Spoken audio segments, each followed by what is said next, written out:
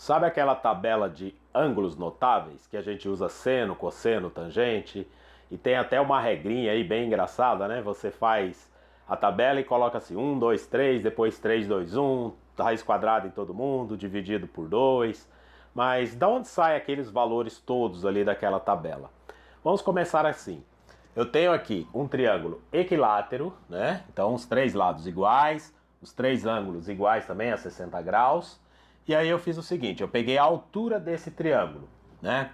E essa altura, ela divide aqui a base em duas partes iguais. Então se o lado aqui mede L, aqui a gente tem L sobre 2 para cada um.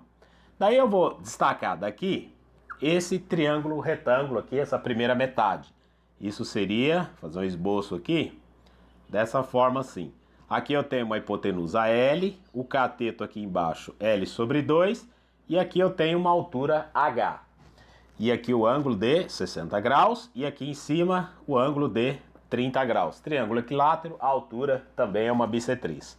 Esse H eu preciso calcular, né? Eu preciso ter ele escrito como dependente também do L aqui. E a gente percebe que é um triângulo retângulo, então a gente pode usar o teorema de Pitágoras. Então a gente vai ter aqui, ó, H ao quadrado mais L sobre 2 ao quadrado. Isso é igual à hipotenusa ao quadrado, que é L ao quadrado.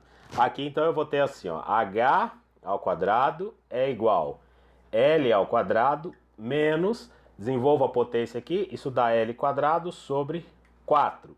Daí, fazendo aqui o MMC, a gente fica com 4 aqui e 4L quadrado menos L quadrado. E isso seria o meu H quadrado.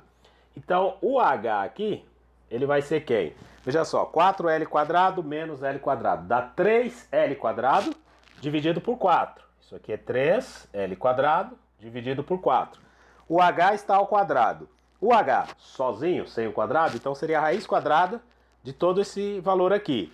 O que vai dar L raiz de 3 sobre 2. Veja que a raiz quadrada foi aplicada para todos os elementos aqui, né? Raiz quadrada de 3, continuou raiz quadrada de 3. O L ao quadrado, raiz quadrada dele é L. Raiz quadrada de 4 é 2. Então o nosso H em relação a L equivale a L raiz de 3 sobre 2.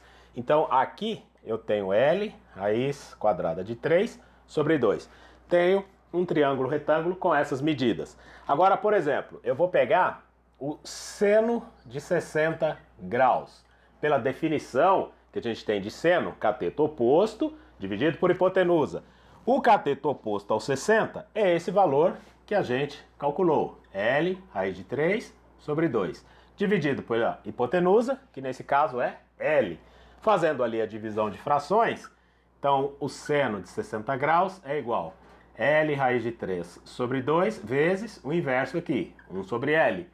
L divide L. O que sobrou? Seno de 60 graus é igual a raiz de 3 sobre 2. E como é que ficaria o cosseno disso daí?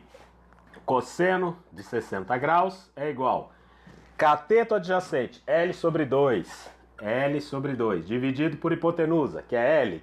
Fazendo a divisão de frações, L vai dividir L. O que sobra para o cosseno de 60 graus?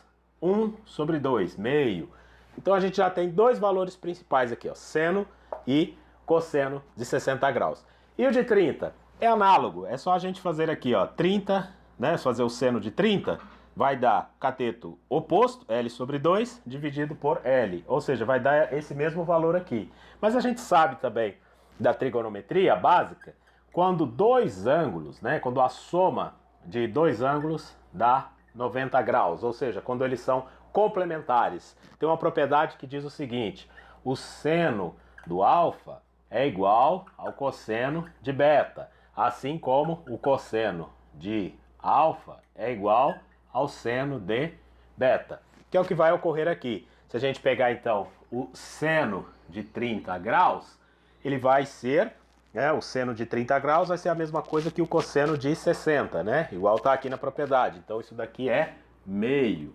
E o cosseno de 30 graus é igual a raiz de 3 sobre 2. Se não lembrar, é só fazer aqui pela definição de seno e cosseno dentro de um triângulo retângulo. E a tangente é só dividir seno por cosseno e aí a gente atinge os valores da tangente também. Tá bom, pessoal? Simples assim, simples como a vida.